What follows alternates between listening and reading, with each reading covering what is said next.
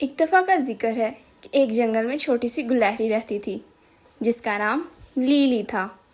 لیلی بہت ہی اچھی تھی، وہ دوسروں کی مدد کرتی تھی۔ ایک دن جب وہ جنگل میں کھیل رہی تھی تو اس کو بھوک لگی۔ اس نے کچھ کھانا چاہا اور جب وہ ایک درخت کے پاس پہنچی جہاں پر بہت سارے پھل گرے ہوئے تھے، اس نے جب ان پھلوں کو اٹھایا تو کھانے لگی تو وہ اچانک اس پھل میں سے ایک پیاری سی آواز آئی۔ اس آواز نے اسے بولا، اگر تم مجھے 10 منٹ ہاتھ میں پکڑو گے تو تم جو چاہو گے، جو مانگو گے، میں تمہیں وہ دوں گی۔ لیلی بہت خوش ہوئی۔ اس نے سوچا 10 منٹ کی تو بات ہے، 3 منٹ ہی گزرے تھے کہ اس کا دوست کچھوا اس کے پاس آیا جس کا نام لیری تھا۔ لیری لیلی سے پوچھتا ہے کہ تم یہاں پر کیوں کھڑی ہو؟ لیلی نے لیری کو کہا، اگر میں یہاں پر 10 منٹ کھڑی رہوں تو میں جو چاہوں وہ پا سکتی ہوں۔ اور لیری انتظار کر رہے تھے ٹائم پورا ہونے کا، لیکن ابھی 7 منٹ ہی ہوئے تھے کہ جنگل میں بہت زیادہ طوفان آ گیا۔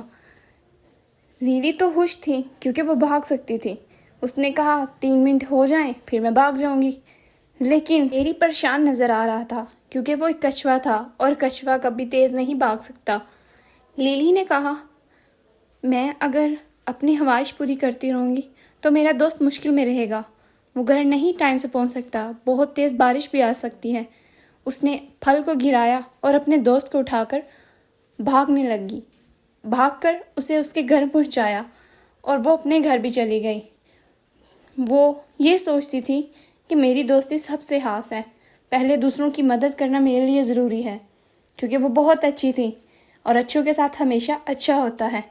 جب وہ گھر پہنچی تو اس نے دیکھا کہ گھر کے آگے ایک پتھر پڑا ہے۔ جب اس نے اس پتھر کو اٹھایا تو وہ ہل رہا تھا، وہ وہی پھل بن گیا جو اس نے پیچھے چھوڑا تھا۔ اور اسی پھل سے آواز آئی، لیلی تم کیا چاہتی ہو؟ میں تمہاری کیا خواہش پوری کروں؟ لیلی نے کہا، بس میری ایک ہی خواہش ہے کہ جنگل میں سبھی جانور پیار سے رہیں، کوئی کسی سے لڑائی نہ کرے۔ پھل نے اس سے کہا کہ ایسا ہی ہوگا، تمہاری یہ وش پوری ہو جائے گی۔